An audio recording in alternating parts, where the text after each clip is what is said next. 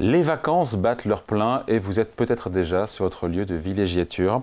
Mais cette année, les Français ont décidé de jouer la sobriété. Bonjour Émilie. Bonjour David. Bon, entre pouvoir d'achat qui est en baisse ou en berne, climat anxiogène, l'heure est plutôt au serrage de ceinture pour les Français. Et c'est ce que nous dit une étude du comparateur Liligo. Le budget vacances est pour la première fois en baisse depuis 5 ans et les folles années Covid, vous le savez, une période où évidemment les Français ont eu soif de ce qu'on appelle le revenge travel, les fameux voyages de vengeance pour rattraper tous ces mois de frustration et de confinement, quitte à ne pas être raisonnable, quitte à taper dans le bas de laine. Mais cette époque est peut-être révolue effectivement puisque ce budget vacances moyen est en baisse pour la première fois. Il s'élève désormais à 1 143 € et c'est 73 € de moins qu'en 2024. Le revenge travel. Exactement. C'est comme si les Français avaient tout d'un coup décidé d'être plus raisonnables. En même temps, on peut dire qu'ils sont rattrapés par le mur du réel et la conjoncture économique qui est morose. Et oui, c'est ce que nous dit d'ailleurs le porte-parole de Liligo qui a mené l'étude. Je le cite, il y a eu énormément de problèmes de pouvoir d'achat. Un arbitrage allait forcément arriver, bien que les vacances restent sacralisées, mais il faut sauvegarder quelques dépenses. Et d'ailleurs, David signe de cette précaution le choix de la destination. 67% choisissent désormais la France plutôt que l'étranger. C'est 6% de plus qu'en 2024. Ça nous dit donc quelque chose. Des Français qui non seulement partent moins loin, mais aussi pour moins cher et pour moins longtemps. Oui, après on pense à des pays comme l'Espagne ou la Grèce qui ont toujours depuis des années le vent en poupe.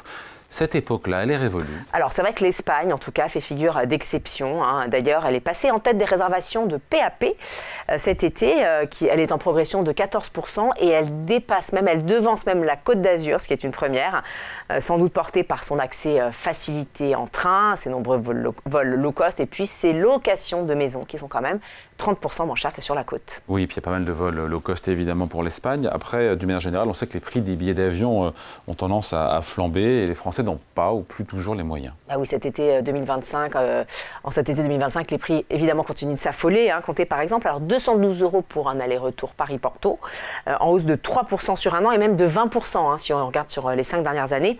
Comptez également plus 4% pour un Paris-Ajaccio, qui s'élève désormais à 268 €. Là, je vous ai cité 2 destinations qui sont parmi les préférées des Français. Et parmi elles, certaines ont quand même vu leur prix baisser, ce qui est assez étonnant, mais c'est bien les seules. Je vais vous citer un aller-retour pour La Réunion qui est en baisse cette année de 4%, tout comme Montréal. Le prix pour Marrakech, lui, a tendance à s'affaisser d'un petit pourcent. Bon, et vu les tarifs, on imagine que les Français vont peut-être opter pour le train ? Alors évidemment, le train est nettement moins cher, c'est pas un scoop, nettement plus écolo aussi. Un Paris-Lyon vous coûtera 118 € en avion contre 53 € en TGV, si vous vous débrouillez bien et que vous prenez votre billet suffisamment en avance quand même, il faut le préciser. Un Paris-Bordeaux, lui, coûtera 137 € par les airs contre 93 € par les rails. Il n'y a donc pas photo, mais malgré ça, les Français vont plutôt plébisciter l'autoroute des vacances cette année. Ils sont 72% à avoir choisi de se déplacer en voiture. Alors certains choisiront de rejoindre le littoral, la côte, qu'elle soit d'azur ou pas, d'autres la montagne, Émilie, avec ces températures qu'on a, enfin ces épisodes caniculaires qu'on a connus.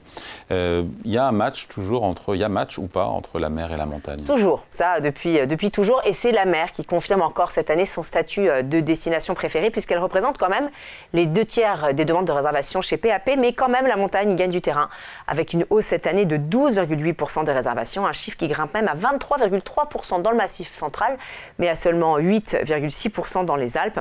Et puis le mois d'août est toujours le mois préféré des Français avec 62% des réservations contre 38% pour le mois de juillet. Mais que vous soyez juilletiste ou haussien, eh bien cette année les vacances seront marquées par un certain contrôle des dépenses. 34% disent prendre en compte cette année le contexte géopolitique lors de leur réservation et c'est quand même 10% de plus que l'an dernier. Donc là encore, ça nous dit quelque chose. Et des familles qui continueront quand même de se faire plaisir, il faut le signaler. Mais il y aura peut-être moins de restaurants, moins de sorties, comme l'année dernière d'ailleurs, et c'est ce que nous dit Liligo. Merci Émilie. Merci David.